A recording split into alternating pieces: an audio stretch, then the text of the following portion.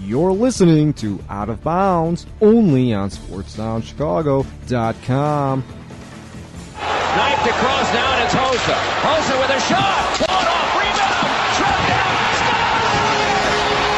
It's Taves. 1-0. They'll pull a clip one. Nicely guided away with the stick reach there from Crawford. Now a chance in front. We have a goal. Out of all of that confusion, Killorn scores to tie it up. Back underway. The battle on court, and it's Saad driving around in front. Can't jam it. Another try. He scores! Coming across. Hedman there. Skating side of the net. One-time try fails for Samko. 2 seconds and one. One more try. Even series.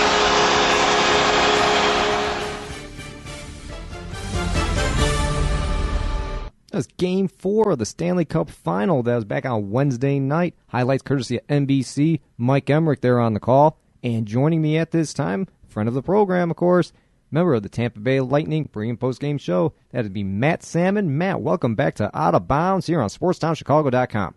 Okay, Matt, we're going to get right into it. All the talk so far has been about Ben Bishop not being able to play Game 4, and his status for Game 5 is up in the air right now. If you're John Cooper and the way Andrei Vasilevsky played in Game 4, you have to be pretty confident if you go with him again in Game 5. Yeah, absolutely, Rob. In fact, the goaltending is not the problem here. And I actually am rather mystified by the attention. I mean, I understand that it's the goaltender, and Ben Bishop is a really good goaltender, so, if he can or can't go, everyone's, curious about that. But at the same time, what's hurt the Lightning thus far in the series is not goaltending, and it certainly wasn't Vasilevsky in Game 4. I thought he handled himself fine. I think the 2 goals that Chicago scored, really the Blackhawks earned. They weren't goofy goals or fluky goals. Taves driving to the net, nice setup by Sharp on the rebound, and then, Brandon Saad just, acting like a bulldozer, just driving to the net and, being able to work around Anton Strawman to get a backhand shot off up high. That is not easy to do. So Vasilevsky is going to be just fine, like we said earlier on in this series. If the Lightning needs him, they'll be just fine with him. If Ben Bishop gets back in, that'll be just fine as well. Matt, some in the media believe that the Blackhawks have won 2 games that they should have lost. The way I look at it right now, either team could have actually done a sweep. With this series being 2-2, it's so even. How are the Lightning viewing their predicament as they go home for Game 5, still having home ice advantage for the remainder of the Stanley Cup Final? Yeah, I would have to say, nobody thought that this would be a sweep for either team. So, you would like to have more wins than what you have right now.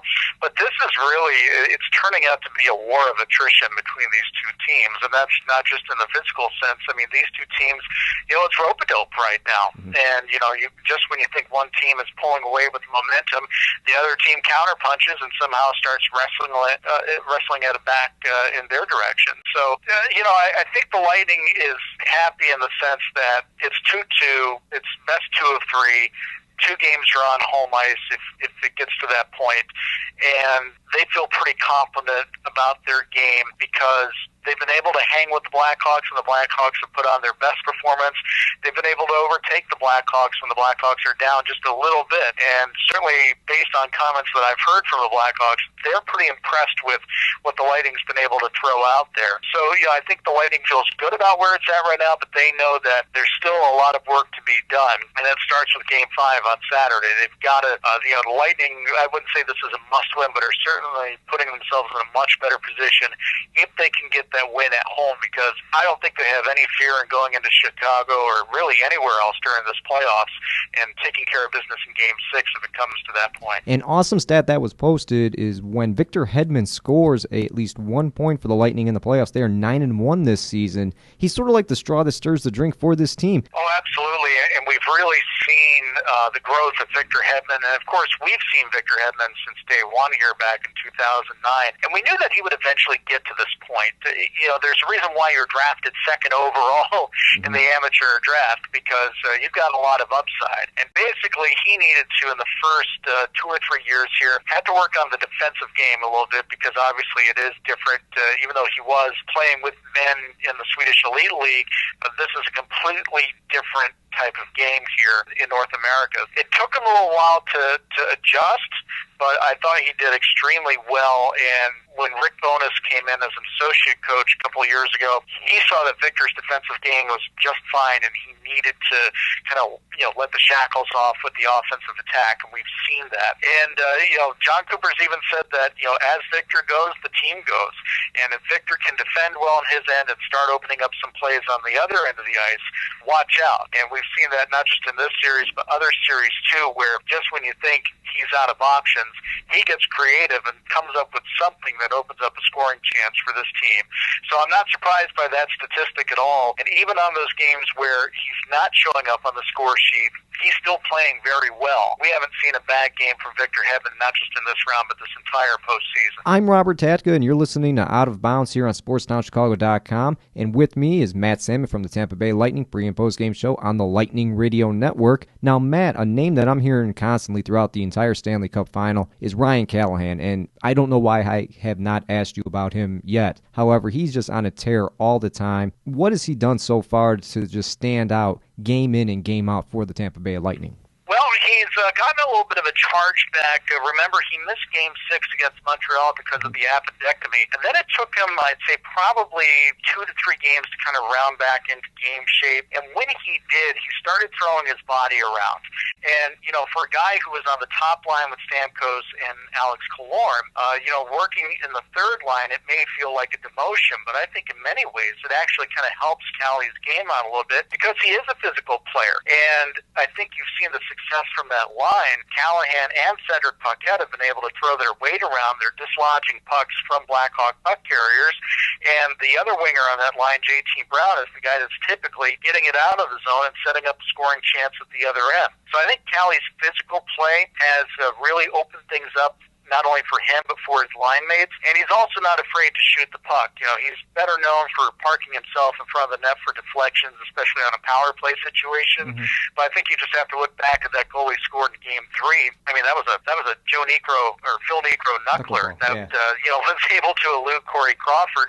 But it's one of those shots where if you don't put it on the net, it doesn't have a chance to go over the shoulder, off the crossbar, post then in. So I think Callie's not been afraid to shoot the puck either.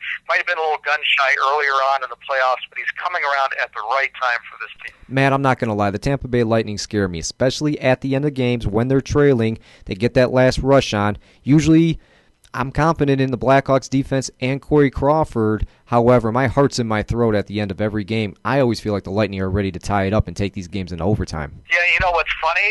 When the Lightning pulled Vasilevsky, and because of the flurry they were putting on in the Blackhawks zone, I really thought the Lightning was going to score. I thought somehow, some way, they were going to tie that game up and we were going to overtime. So I'll give credit to Corey Crawford for coming up with some key saves, but also the Blackhawk defense. They were able to get sticks in the right place. I know a lot of people gave Steven Stamkos some grief for missing an open net, but based on the replay I saw, Brent Seabrook just got a piece of his stick on it to deflect it just wide. And, Alex Killorn was in the slot, and he opted to pass to Nikita Kucherov, who was crashing in at the right post. Well, the reason why he had to do that is because the Hawks defense had him kind of pinned into that spot. Crawford had the net coverage, so there was really nowhere for Killorn to go unless he just tried to, shove the puck through Corey Crawford into the net, which they probably wouldn't have allowed. So I think the Hawks defended well there, and that's how it goes really with both teams. I mean, they can strike at will, and that's what's made this series so fun.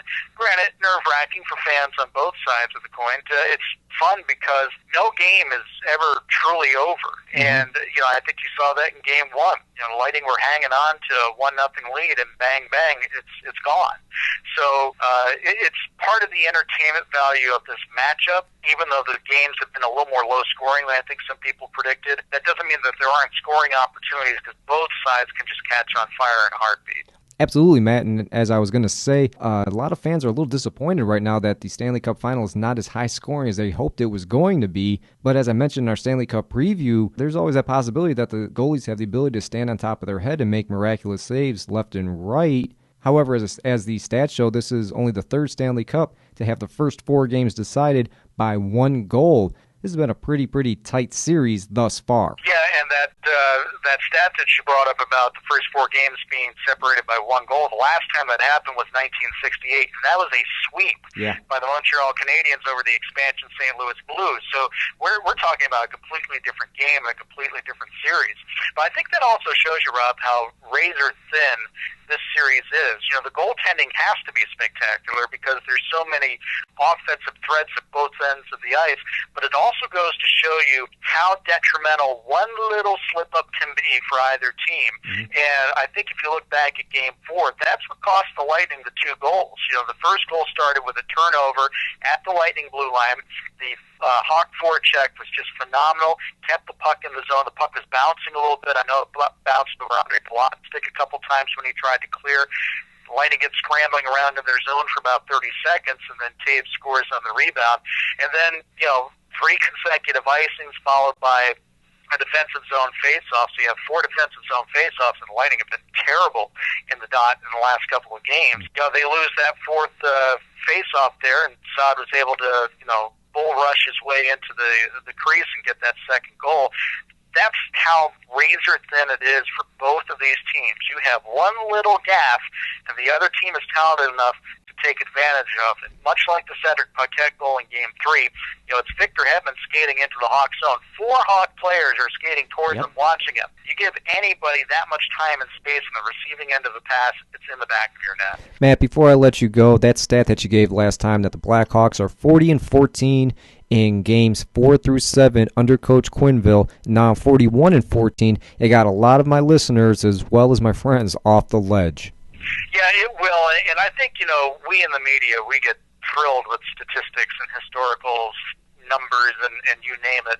But, the Hawks, I think, are in the zone in the sense that they've been here before they've done that. It's not just some of the longtime players like Seabrook and Kane and Taves. Brad Richards has won a Stanley Cup before. You're seeing some experience with him. Kimmo Timonen even, finally making his, Cup final debut with the Hawks. He was in the final back in 2010. Here's a guy who knows what it takes to go deep in the playoffs here. So I think they're ignoring all those numbers. And I think the Lightning, they're kind of in the zone for a different reason. Not only are they picking up experience on the fly, but I think you look at it too, this is just a team that just kind of takes stats and just crumples them up and throws them out the window. They just really don't care what the history books say that they can or can't do.